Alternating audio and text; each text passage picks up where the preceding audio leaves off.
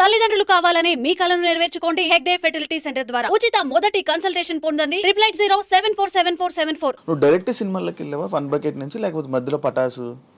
Direct సినిమాలే. Direct cinema. First cinema నేనే రాజు. First okay అయిన సినిమా నేనే రాజు నేనే మంత్రి. ఫస్ట్ స్క్రీన్ మీద కనపడ్డ సినిమా శమంతకమణి. దానికి ముందు ఫస్ట్ చేసిన సినిమాలు ఒక 2 చిన్న సినిమాలు ఉన్నాయి. ఏదంటే ఈ నేరాజు నేను మంత్రి స్టార్ట్ అయ్యే లోపల చిన్న సినిమాలు చేసిన.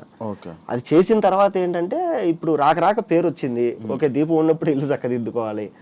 అప్పుడు ఏంటంటే నాకు జబర్దస్త్లో టీమ్ లీడర్ ఛాన్స్ వచ్చింది. సో నాకేంటంటే ఈ ప్లాట్ఫామ్ నాకు తెలుసు, యూట్యూబ్ ప్లాట్ఫామ్ నాకు ఎక్స్పీరియన్స్ ఉంది, సినిమా ప్లాట్ఫామ్ అనేది పనిచేస్తున్నా, టీవీ ప్లాట్ఫామ్ నాకు తెలియలే ఇంకా.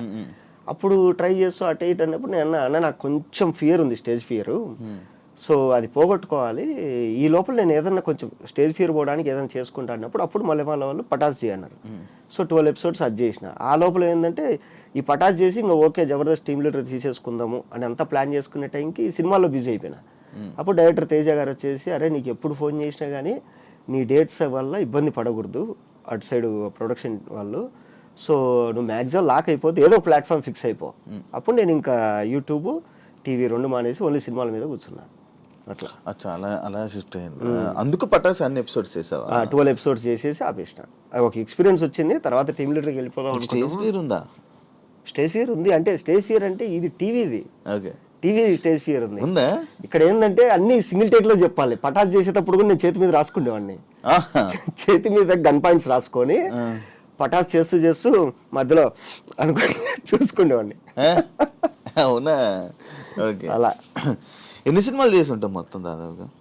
దగ్గర గుర్తులేదు కానీ ఒక 40 పైన చేసింట. దాంట్లో చెప్పుకోదగ్గ పెద్ద సినిమాలు 10 ఉన్నాయి.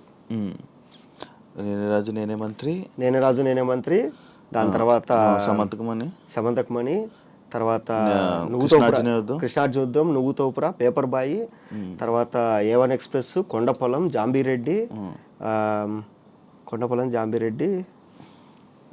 ఇంకా ఉన్నాయి, చాలా ఉన్నాయి, గుర్తురావట్లే. మహేష్ విట్ట అని పెట్టగానే నువ్వు చేయలేని సినిమాల పేర్లు వచ్చినాయి ఏంటి? నాకు అర్థం కాదు. మన మహేష్ ఆచంట ఉన్నాడు కదా. అంటే కొన్ని సినిమాలకి ఏమైందంటే మహేష్ విట్ట, కొన్ని సినిమాలకి ఏంటంటే నేను ఆ సినిమాలో ఉండను కానీ ఎండ్ క్రెడిట్స్ లో నా పేర్లు వచ్చింటాయి. బింబిసారా వాటిల్లో. ఎందుకు అంటే తెలియదు. ఇప్పుడు డైరెక్టర్లు ఏంటంటే మహేష్ ని పిలవండి అని చెప్పేసి మొత్తం లిస్ట్ ఇచ్చేస్తారు, ఆర్టిస్టులు ఇది కావాలని. వీళ్ళు ఫస్ట్ నుంచి నాతో మాట్లాడతారు. రీసెంట్ డాకు మహారాజ్ కూడా అందులో నన్ను పిలిచారు. ఓకే ఇట్లా 25 days క్యారెక్టర్ అమ్మ, 15 days షెడ్యూల్ అన్నారు. ఓకే అనుకున్నా, మొత్తం అంతా మాట్లాడేసిన. రేపు మధ్యాహ్నం బయలుదేరాలి. ఈరోజు మధ్యాహ్నం ఫోన్ చేసి లేదండి ఆ క్యారెక్టర్ సత్య వేస్తున్నాడు అని చెప్పి. ఇట్లా ఏంటంటే చాలా సినిమాల్లో నా పేరు అనుకొని లాస్ట్లో నన్ను పిలవకుండా వేరే వాళ్ళని పిలవడము. వీళ్ళు ఇంకేంటంటే లాస్ట్లో ఇండికేటర్స్లో పేర్లు వేస్తారు, దాంట్లో లేచి పడేసి ఉంటారు. అది అట్లా. కార్డు ఉందా నీకు? కార్డు లేదు. ఎందుకు అప్లై చేయలేదా? కార్డు తీసుకోలే ఇంకా. అంటే ఫస్ట్లో తీసుకుందాం అనుకున్నా. ఫస్ట్లో తీసుకుందాం అని పోతే ఎన్ని సినిమాలు చేసినావమ్మా అన్నారు. ఒక సినిమా చేసినా సార్ అని. ఓ 4 చేసుకొని రా అమ్మ మంచి సినిమాలు అన్నారు. సరే ఓకే అనుకున్నా. తర్వాత సినిమాలు చేసుకుందాం అనుకున్నా. అట్లా అయిపోయింది. ఇంకా తర్వాత కొంచెం డల్ అయిపోవడము, ఈ ఫైనాన్స్ ఇప్పుడు కష్టాల్లో ఉండడంలో మళ్ళీ ₹1,00,000 పెట్టి కార్డు ఎందుకు తీసుకోవాలనుకోవడం. ఇప్పుడు మా అసోసియేషన్లో కార్డు కావాలంటే ₹1,00,000 మినిమం. ₹1,00,000 ఎంత ఉంది? కట్టాలి. నువ్వు కట్టాలి. లక్షలు అంటుంటారు, తెలియదు ఎంత ఉందో అది. అంటే అదే దాని గురించి ఇంకా పూర్తిగా తెలియదు నాకు. తీసుకోవాలి ఖచ్చితంగా తీసుకోవాలి. అంటే ఏంటి తేడా దానికి దీనికి? తేడా ఏముండదు. కార్డుకి ఇప్పుడు నా దగ్గర కార్డు ఉందంటే నాకు పలానా సినిమాలో డబ్బులు రాలేదంటే నేను వెళ్ళి ఛాంబర్లో కేసు పెట్టచ్చు. తర్వాత ఏంటంటే ఈ మా ఎలక్షన్ జరిగినప్పుడు ఓటింగ్ ఉంది కదా, దానిది వస్తుంది. ఇంకొకటి ఏంటంటే మాలో కార్డు రావాలంటే నువ్వు డబ్బులు కట్టాలి, నువ్వు చేసిన సినిమా రెఫరెన్స్లు పెట్టాలి, ఈ అబ్బాయి నిజంగానే పలానా సినిమాలో వేసాడని ఒక ఆల్రెడీ కార్డు ఉన్న 2-3 నీకు సైన్ పెట్టాలి. అంత ప్రాసెస్ ఉంది. అట్లా. ఓకే. మినిమం ఎన్ని సినిమాలు అవి థియేటర్లో రిలీజ్ అవ్వాలి. నువ్వు మినిమం ఇన్ని మినిట్స్ స్క్రీన్ మీద కనపడి ఉండాలి. ఓకే. అంటే ఊరికి ఎక్కడ వెనకాల కనపడిపోతే కార్డు ఇవ్వరు. అట్లా. మరి అప్లై చేస్తావా? అప్లై చేయాలి ఖచ్చితంగా. కానీ సడన్ గా విట్ట ఎందుకు డౌన్ అవ్వడానికి రీజన్ ఏంటి? అది తెలియదు.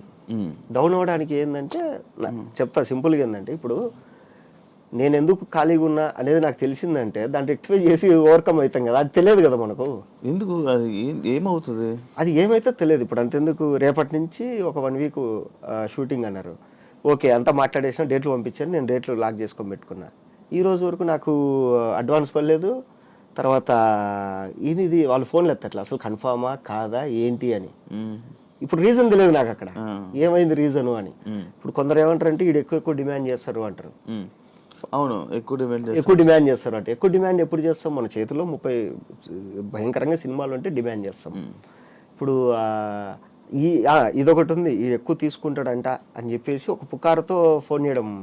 అసలు ఎక్కువ తీసుకోవడం ఏంది? ఇప్పుడు నాకు ఎంత ఇవ్వాలో నీకు తెలుసు, అంతే ఇస్తావు. ఇప్పుడు నువ్వు మార్కెట్కి వెళ్ళి ఒక వస్తువు ఇదో ఇది కావాలి నాకు ఎంత అంటే నీకు ఐడియా ఉంటుంది కదా మినిమం దీనికి ఎంత పెట్టచ్చు అని. ఇప్పుడు నేను రోజుకు 2 లక్షలు అడిగితే ఇస్తారా? ఇయ్యరు కదా. వాళ్ళు ఏమి ఇవ్వాలి దమ్మ మా బడ్జెట్ ఇంత అని చెప్తారు కదా. సో వాళ్ళు ఎంత ఇవ్వాలో అంతే ఇస్తారు, కానీ అది ఎందుకో తెలియదు. ఇంకోటి నేను అబ్జర్వ్ చేసింది ఏంటంటే మనము ఎప్పుడైతే మనకు ఏది యూట్యూబ్ కానీ ఇన్స్టా కానీ ఏదో ఒక రకంగా మనం పేరు తెచ్చుకుంటామో, పేరు తెచ్చుకున్న కొత్తలో మనం ఏమనుకుంటాం, అరే డిమాండ్ చేయొద్దు, రాక అవకాశం వచ్చింది ఎంతో కొంత చేసేద్దాం. సరే ఎంతో కొంత నువ్వు చేసుకుంటూ వెళ్ళిపోతావు. ఒక 2-3 ఏళ్ళు నువ్వు ఫుల్ నాన్ స్టాప్ సినిమాలు చేసేస్తావు, అయిపోయింది. తర్వాత ఏంటంటే సినిమా వల్లే నీకు అమౌంట్ పెంచుకుంటూ పోతారు. ఇప్పుడు నాకు హైయెస్ట్ రెమ్యునరేషన్ అంటే 50,000 ఇప్పుడు దాకా ఇచ్చింది. అది నేను అడగలేదు, వాళ్ళే ఏమా ఎంత తీసుకుంటామని, ఆ సినిమాకి ఇంత తీసుకున్నా సార్ కనుక్కోండి ఒకసారి, మీరు కొంచెం పెంచి ఇవ్వండి. సరే ఓకే, దానికి ఇంత తీసుకున్నాం అంటే కదా, సరే మనం 50,000 ఇస్తాం, ఓకే సార్ అని చెప్పేసి మనమే చెప్తాం. రేపు మనకు డిమాండ్ తగ్గినప్పుడు ఇదే సినిమా వాళ్ళు తగ్గిస్తారు. 50,000 అంటే లేదమ్మా అంత లేదు బడ్జెట్, నువ్వు ఓకే అంటే చెయ్యి. సరే ఓకే సార్ మీ బడ్జెట్ ఎంత ఉంది? ఒక 20,000 ఉంది సార్.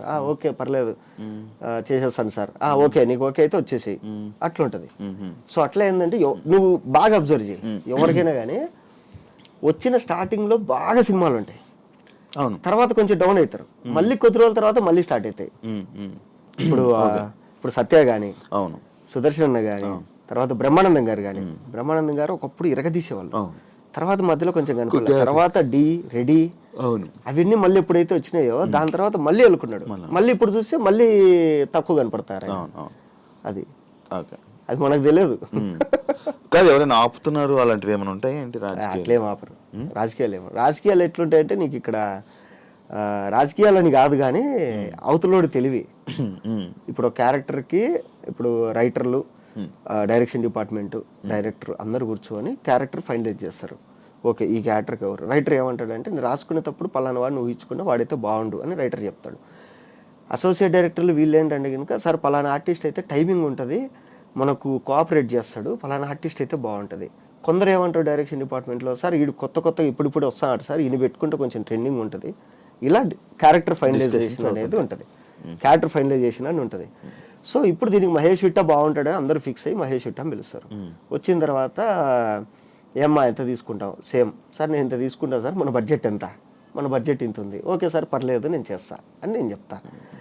ఇప్పుడు నాకేంటంటే అయిపోయింది, నేను ఒప్పేసుకున్నా అంతా అయిపోయింది. ఇప్పుడు అదే ఆఫీస్కి కొంతమంది క్యారెక్టర్ల కోసం వెళ్తారు కదా, ఈ బ్యాచ్ ఒకటి తయారైంది, ఈఎంఐ బ్యాచ్. ఏంటంటే ఇప్పుడు నాకు ఏ ఈఎంఐలు లేవు, నా కారు ఓను, తర్వాత నా ఇల్లు ఓను, అన్నీ నా డబ్బులతోనే ఉన్నాయి నా దగ్గర.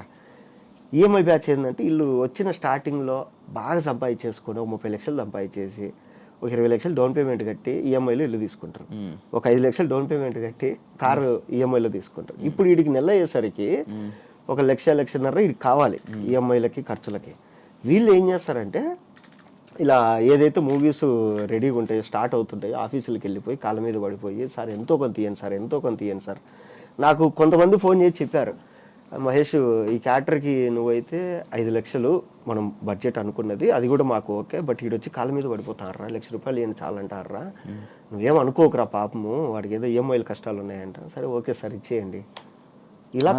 ఇలా కొన్ని పోతాయి. ఇంకా కొందరు ఉంటారు, వాళ్ళు ఏంటంటే ఇప్పుడు జబర్దస్త్ కానీ యూట్యూబ్ కానీ ఇన్స్టా కానీ ఏదో ఒక ప్లాట్ఫామ్లో బాగా సంపాదించేసుకున్నారు. వీళ్ళు ఏం చేస్తారంటే ఇప్పుడు సినిమాల్లోకి వచ్చి సార్ ₹1 డబ్బులు వద్దు నాకు ఫ్లైట్ టికెట్లు వేయండి, నా స్టాఫ్ డబ్బులు వేయండి, నేను వచ్చేస్తా. ఇలా ఒక 2 సంవత్సరాలలో ఒక మినిమం ఒక 5 నుంచి 8 పెద్ద సినిమాల్లో కనపడతారు. కనపడిన తర్వాత మార్కెట్ ఓపెన్ అవుతుంది ఇండస్ట్రీలో. ఇప్పుడు డబ్బులు డిమాండ్ చేస్తారు. అది కూడా ఉంది. కొంతమంది ఆర్టిస్టులు ఉన్నారు ఫ్రీగా చేసేస్తారు.